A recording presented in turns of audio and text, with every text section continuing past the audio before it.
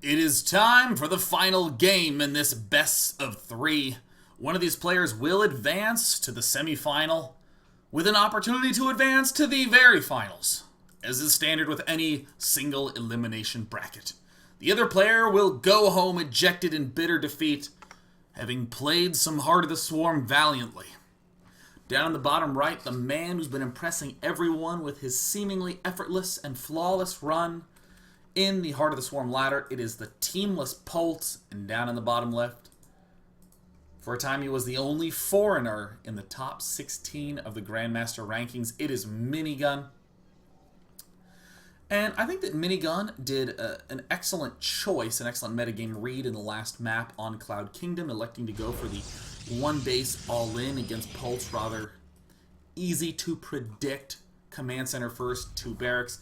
I mean, if you do open for Command Center first, you kind of have to go for 2 barracks, and once you've done that, it's very clear that you're going to be going barracks and double gas. Makes it very, very easy to prepare one base all-ins against, because there's pretty much no variation in what Polt's going to do. He'll either build the bunker earlier or later, and Polt even had the opportunity to build it a lot later and get his 2 barracks and gas started a lot earlier, but Minigun's timing too strong, his deception very well thought out, and he just crushed the front. Polt now throwing down his barracks at the front on Newkirk City, as is Minigun. Newkirk City is the sort of map that is absolutely ideal for early expanse. Not only do you have this easy to defend entrance, but it's fairly straightforward to take a natural expansion. As Terran for Protoss, though, many Protosses are opting to take this leftmost expansion. Given the speed of the emergency thrusters, a lot of players don't like having their bases grouped together unless they do go for Blink. It's oftentimes a lot easier to defend farther away from Terran expansions with regular good old-fashioned warp-ins and good unit placement. Polt, interestingly, already going for fast gas. Ooh, how intriguing. He may very well do the same style he did last game. It's really tough to read because you can go Marine, Reaper, and use your first Marine to kill off this probe. You can go Marine straight into Factory. Ooh, Polt, this, in my eyes, means he is going to go for Reaper. There it is. There's the Reaper going down. He wants that probe. He wants to trap it, to pick it off, to kill it. He doesn't care if Minigun clicks on the gas, sees 100 gas built, and then finds absolutely no factory. He just wants the free kill. This Reaper is going to be for contain. In Minigun's shoes, Minigun can absolutely cut the first Zealot and go straight for Stalker. And actually, he's not just doing that. He is again going right on up to that Mothership Core as fast as possible, or as we like to call it, AFAP. Now, I do like this choice so long as he rallies it straight to the Terran main. Chrono boosting it up, and it looks like, ooh, that orange line with all the arrows moving. I like what I'm seeing. There's not going to be a lot of Terran defense. There's only 2 Marines that will be out by the time it arrives. The Reaper will be heading on up, but it won't really be able to do much. And there's the factory getting planted right down at the front. Polt looks like he will be going for his infamous fast Widow Mine play, as he is the Widowmaker. Polt's going to try to hop up right into the main base, and there he's going to get the opportunity. There's a second Chrono Boost. Lower damage on those Reapers means that pretty much no probes will fall, but this probe may very well, because he looks a little bit on the suicidal side. No, he's an early expanding probe. 4 Marines will be out. Where is the Mothership Core? Nice timing by Polt, sending it right on up, and it looks like Minigun will engage. There's not a lot of hit points on that Mothership Core, just 60, a couple shots, a little rat-tat-tat in action, and it's going to be going down. Polt yet again goes straight for the starport and the Widow Mine. Now, in this situation, I still don't mind the idea of Minigun going for a Robo. Could be a little bold and go for a Stargate. If he did that, he'd essentially be abandoning Robotech for the duration of the game. But look at this, there's actually nothing in the bunker. Oh, Minigun is going to have a good opportunity to deal a little bit of damage if he wanted to waltz right on up. Stalker and Mothership Core could easily take out those 3. Marines! Oh my god, I'm allergic to such incredibly Gosu play, which is why I always bring allergy medication when I go to an MLG. Down in the bottom right corner, Minigun is actually, interestingly, going straight for Twilight Council. Now, I would love to see a Dark Templar play as they circumvent the issues that arise with Widow Mines. Widow Mines do not actually kill things that are undetectable. You see Polt trying to skirt his way around, and oh, he gets killed off. Nice. Nice. Where will that Medevac plus Widowmine combo be coming out? We see the transition straight up into Marine Marauder. Again, I'd like to emphasize the 10-minute mark is about when Marine Marauder Medevac is a thing. Up until that point in time, ooh, Dark Templar. It's just cutesy harassment or a really aggressive attack. And given these probes planting themselves at the front, more and more and more, all of the TVP matchup is boiling down to this 10-minute mark. But now that now that Heart of the Swarm is coming on out, there's a lot more opportunities for this sort of aggression. Emergency thrusters immediately kick into overdrive for Polt. He's stepping on into the action. Dark Templar getting into gear. Now, if you are Minigun, you've seen this kind of build before. You've actually scouted it with the Mothership Core. There is the Warp Prism coming out. It's going to be very effective with those DTs, especially given that the Widow Mines won't really be able to do much in the base. And there's the target fire. Oh, he's going to get it down. And is he going to see it? He sees the Dark Shrine. Oh my god, he spots absolutely everything. And it looks like, oh, 8 kills and 5 kills. Where is the detection when you need it? Medevac flew right on over everything, is so ridiculously, stupidly fast. A lot has already been killed off for Minigun. Where is his Warp Prism? Where is it? Where is his Warp Prism? He's canceled it. He's pulled back.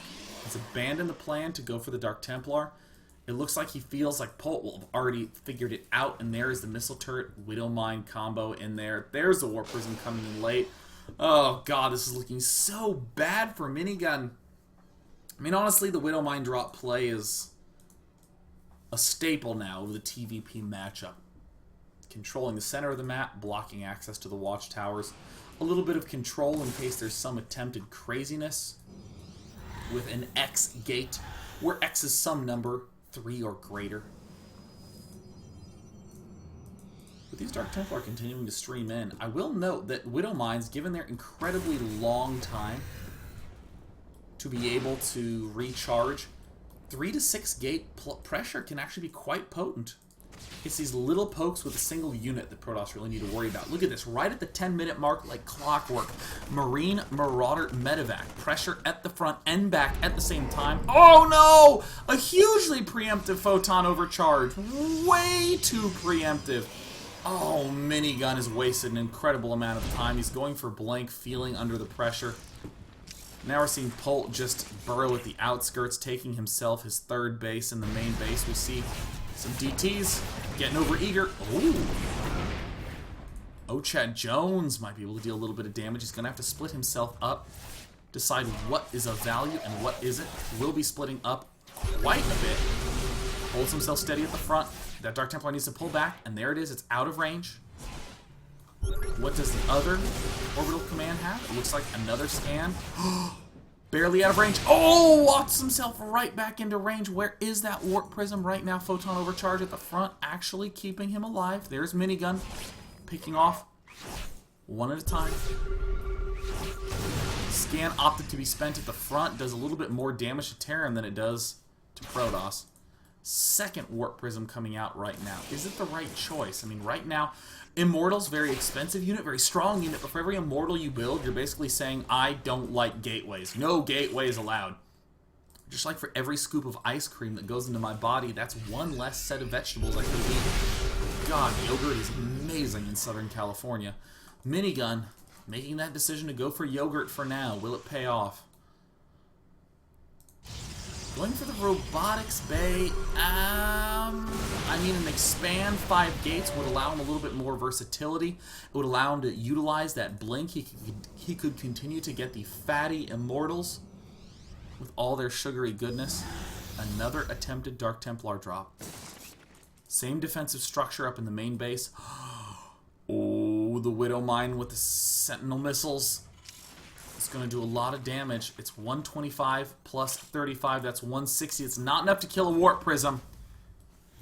He needs it to hit it, and it does. It connects. He can go straight into the main base, and there's just a missile turret. There's the scan to try to check out what's up. No, go into the main base. Go into the main base. Oh, Minigun had opportunity. Minigun had a huge window to be able to deal a lot of damage to the Terran player, but now the low ground missile turret is actually the bane of his existence. Interestingly enough, really not very high on the upgrades. Currently, Polt is at just +1/+0, but in classic Polt style, maintaining as much aggression as he possibly can, checking up his other expansions while he begins teching up towards more upgrades. I mean, I'm almost scared to open up this tab. Well, I shouldn't have been. It's totally reasonable. Right now, it's 10 workers killed off by Minigun. 13 from Polt. He gets the critical observer, so there's not going to be any more detection on those Widow Mines. He's going to have to choose, do I want Colossus or do I want Obs? One of the reasons why I really do like a 5-gate plus Immortal. Just get 2 Immortals and begin pushing out. I really can't tell if this is going better or worse for the Protoss or the Terran. I mean, right now it's looking bad for the Protoss in terms of that unit's lost tab. Minigun getting ready to make a big advance out. He doesn't have range. That's a real sign of desperation. And the Widow Mine one-shots one of those Stalkers, and now Polt, having done maximum damage. Oh, another Widow Mine goes off. I mean, this positioning from Polt is incredible. Time Warp goes down. Is there even enough energy to blink? He will get 0. Ouch. Having mainly played Protoss on Heart of the Swarm, this severely hurts my soul. One Marine gets taken out, the consolation prize for the assault, and now Polt is going to be unloading. Has maximum medevacs, the perfect solution to a player who's low on Colossus count. You don't actually need Vikings if you have enough medevacs and enough Marauders on the ground. And in addition to that, Polt has Vikings, so right now Minigun's setting himself up for what could be his final attempt assault. We see a couple more Stalkers getting morphed in. Are they going to walk right across those mines? Fortunately for them, no. But in the meantime, Minigun is beginning his assault. He has just a single Colossus. Factory spotting everything. Polt's in very good position. He's actually making 5 Marauders at a time. There he is, favoring that Marauder production, de-emphasizing Marine production to have a stronger mid-game force. It's going to be an attack on all fronts. He needs to get the Time Warp in there. Where is the Time Warp? There's no Time Warp. There's the throwdown of all the force fields. He's trying to pull the Colossus back. Chad Jones, Minigun actually having some excellent micro, but blinks forward a little bit preemptively. Needs to take down those Vikings, and he will manage to get it. Colossus do stay alive. Time Warp plants. Is this the right angle? Is this the angle that will help him stay alive? And even with the Time Warp, Minigun loses 2 of his Colossus almost immediately. Polt continues to overrun, and it looks like, even though he had to lift his expansion, Polt has managed to deflect Minigun's push, and poor Colossus, it is almost down. Down to about half health, quarter health. See you later, Colossus. And there's the stutter step. Will he load in and evacuate, or will he just evacuate? He will. Minigun's still controlling about as well as he can, but Polt, pretty nasty opponent to be up against first round. Not gonna lie. The Mules begin raining. The Marine Marauder continue to sprint forward. 2-2 upgrades now en route. Marauders get thrown to the front to be able to absorb the shots from those Stalkers.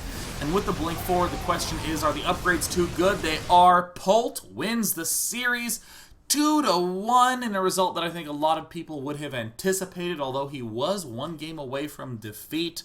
That means there's only one more Root Gaming player in the tournament. That would be Root Cats, also battling his way to the semifinals.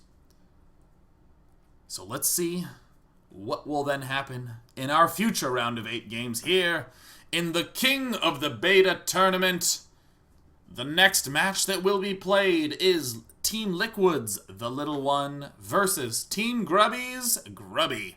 See you for that match right now.